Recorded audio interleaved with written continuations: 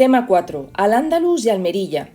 En esta primera parte del vídeo vamos a aprender cómo los musulmanes entraron en la península en el 711 y lo que ocurría con los pueblos visigodos, así como la historia de Al-Ándalus utilizando una línea del tiempo. Los visigodos. En este mapa podéis observar el asentamiento originario de los visigodos. Como veis, pertenecían al sur de Francia. Lo que pasa que van a ser forzados por otros pueblos bárbaros, en este caso los francos y su rey Clodoveo, en esa batalla de Bullier, y por esa razón los visigodos tienen que abandonar el sur de Francia y pasar a controlar la península ibérica, como veis en color naranja. Los visigodos van a poner su capital en Toledo.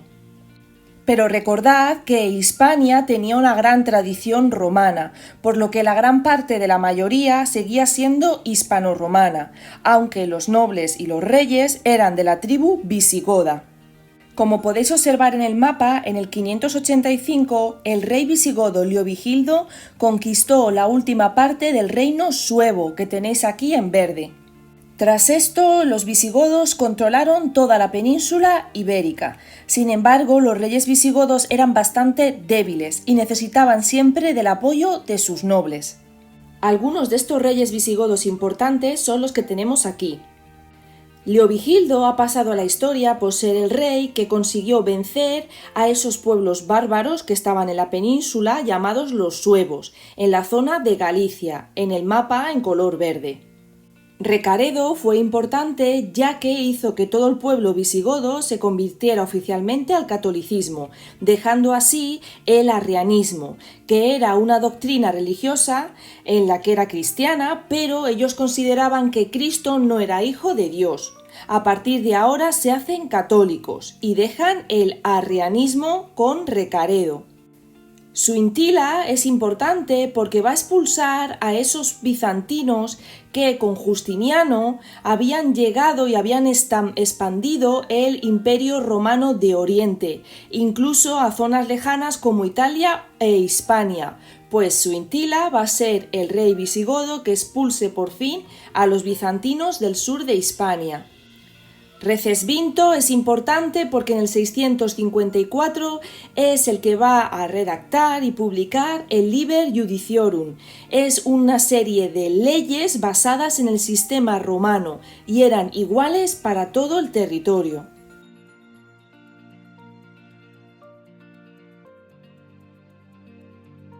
La invasión musulmana del 711. En el 711 el general Tariq ibn Ziyad cruzó el estrecho de Gibraltar con un pequeño ejército de bereberes y árabes y van a conquistar toda la península ibérica en tan solo 3 años.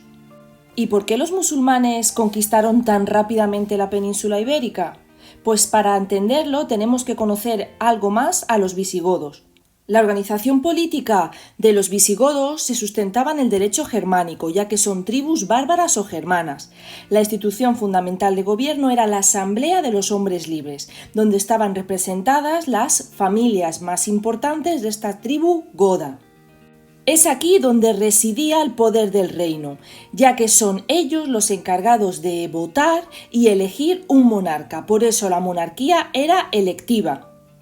Sin embargo, a lo largo de los años, los reyes visigodos siempre intentaron que sus hijos fueran los siguientes reyes en ser elegidos, es decir, intentaron convertir esta monarquía electiva en una monarquía hereditaria.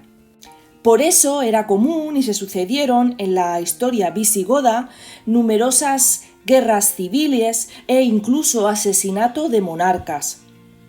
No se tienen muchos datos de lo sucedido por las crónicas mozárabes, pero parece ser que el último rey visigodo era Bitiza. Existían 2 posibles candidatos, Ágila, que era su hijo, y luego Rodrigo. Parece ser que Rodrigo consiguió el apoyo de la nobleza visigoda y de forma violenta se hizo con el poder. Otros opinan que fue elegido por esta nobleza visigoda, que no quería que la monarquía se hiciera hereditaria, por lo tanto no querían a Ágila como monarca. En cualquier caso, en este momento los visigodos estaban sufriendo una guerra civil. Eso significaba que estaban enfrentándose los unos contra los otros. Esto vino muy bien a los musulmanes, ya que al entrar en la península tenían dos bandos divididos y era más fácil conquistarlos. De hecho, algunos visigodos fomentaron y ayudaron a los musulmanes a cruzar el estrecho de Gibraltar. Musa ibn Nusair, que es el que tenéis aquí en la imagen, era el gobernador musulmán del norte de África. Pues Musa va a hablar con el conde Don Julián, que era un gobernador visigodo que estaba en Ceuta, pero era del partido de Bitiza, por lo tanto estaba en contra del rey Rodrigo.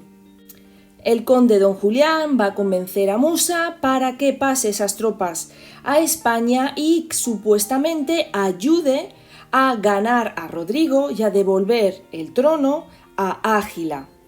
Con esta excusa de ayudar a Ágila en contra de Rodrigo, va a enviar Musa a su general Tariq Ben Ziyad, comenzando así la invasión musulmana de Hispania en el 711.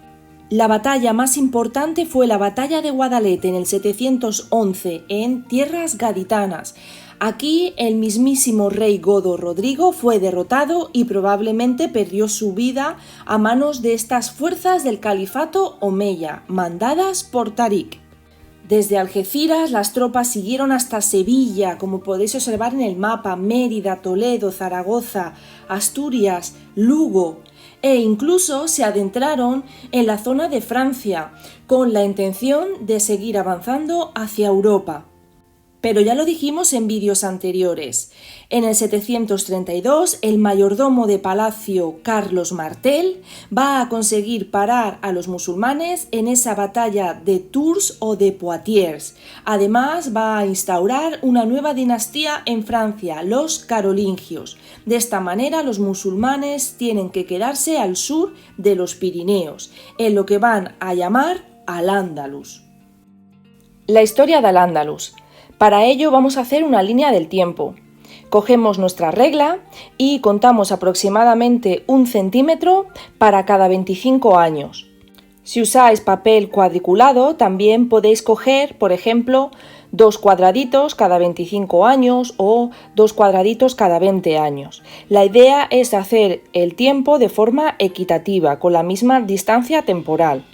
Cada 4 centímetros hemos puesto los siglos, el 700, después el 800, 900, 1000, 1100, 1200, 1300, 400 y 1500. Pues bien, la historia de Al-Ándalus comienza en el 711, que lo tendremos que registrar en nuestra línea de tiempo. Es aquí cuando se sucede la famosa batalla de Guadalete, cuando ese ejército compuesto de árabes y bereberes cruzan el estrecho de Gibraltar y derrotan en esa batalla a Rodrigo, el último rey visigodo. Habían sido llamados por los partidarios de Bitiza y de su hijo Ágila.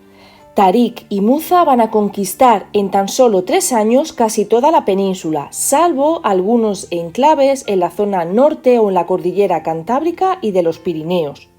Van a llamar Al-Ándalus a todo este territorio conquistado. Y fue muy importante porque fijaros, la presencia islámica duró 8 siglos y va a terminar en el 1492. A partir de entonces este territorio se va a convertir en una provincia dentro de ese gran califato omeya con capital en Damasco. Por lo tanto, a este primer periodo de la historia de Al-Ándalus se le llama Emirato Dependiente, porque el emir es ese gobernador que está en Al-Ándalus, pero depende y debe obedecer al califa que está en Damasco. La capital de Al-Ándalus se establece en Córdoba. Recordad que los califas tenían poder religioso y militar, por lo tanto este emir tan solo tiene el poder político y militar de la zona en nombre de ese califa que está en Siria, en Damasco. A pesar de la rápida conquista de Hispania, los musulmanes van a recibir dos derrotas, en Covadonga, en la zona de Asturias, y en Poitiers, que esa ya la hemos mencionado con los francos y Carlos Martel, deteniendo así el avance hacia el norte. Ya en esta primera etapa hubo problemas entre los árabes y los bereberes por el reparto de tierras, ya que ambos eran musulmanes, pero los árabes se quedaban con las tierras más fértiles. En cambio, a los bereberes, que eran gentes del norte de África, le daban las tierras más pobres, produciendo enfrentamientos. La siguiente etapa de nuestra línea del tiempo es la que se conoce como el Emirato Independiente y comienza en el 756. Si es independiente, significa que ya no va a seguir lo que dice el califato. ¿Recordáis en el tema 2 que hablamos de la batalla del Zad y cómo la familia de los abásidas acabó con todos los omeyas? Excepto un príncipe, Abderramán, que fue el único superviviente tras la matanza de su familia a manos de los abasíes. Huyó de Damasco y buscó refugio en Al-Ándalus, junto con algunos parientes sirios.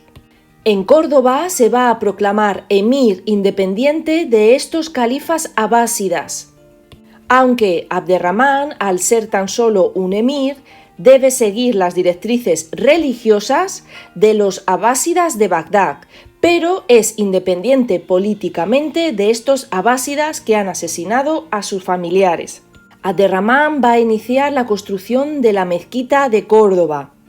Este emirato independiente va a ser próspero y va a durar hasta el 929, pero al final del emirato se van a producir de nuevo enfrentamientos entre árabes y bereberes, focos rebeldes casi independientes de la autoridad del emir. Esta situación de debilidad va a hacer y va a facilitar que los reinos que estaban en el norte cristianos, como el reino de Asturias, se vayan extendiendo poco a poco al otro lado de la cordillera cantábrica.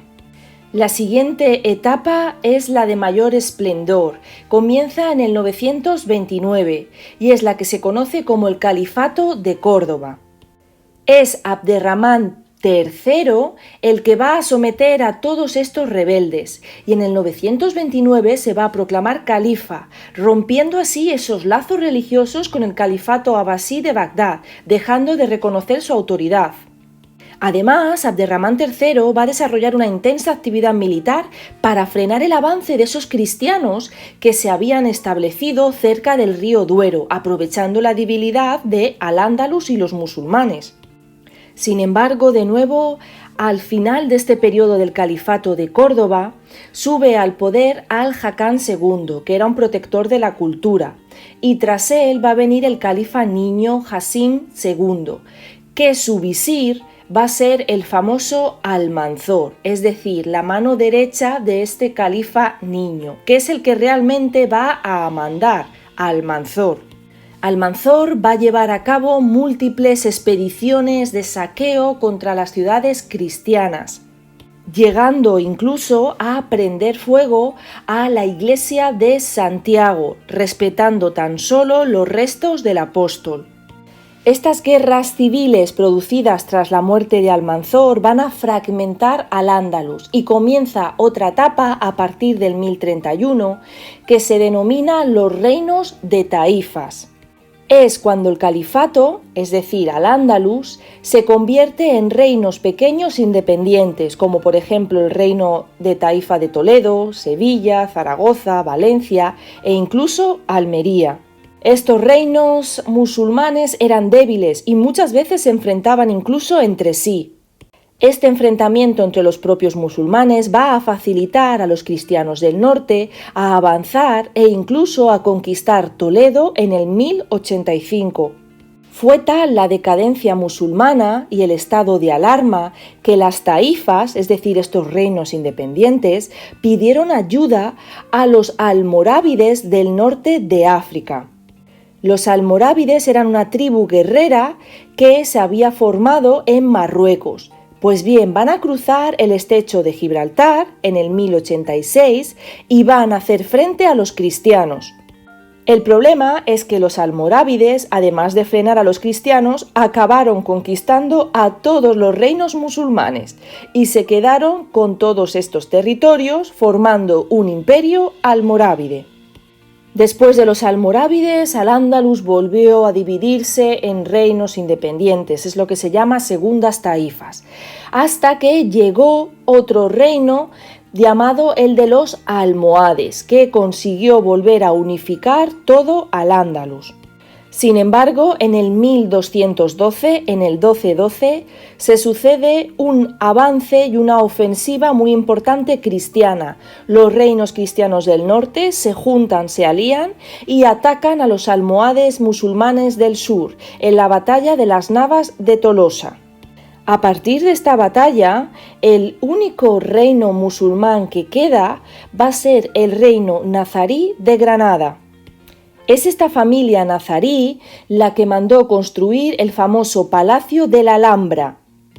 El reino de Granada no solamente era la provincia de Granada, sino gran parte de Málaga, Almería. Tenía importantes puertos para el comercio y una agricultura próspera. El reino nazarí de Granada sobrevivió desde el 1231 hasta el 1492, gracias a que pagaba tributos de oro, es decir, parias, a los reinos cristianos. Hasta que en 1492 los reyes católicos decidieron que no querían más reinos que fueran paganos o con otra religión en España. Por eso van a conquistar el reino nazarí de Granada en 1492, poniendo así fin a la historia musulmana en España.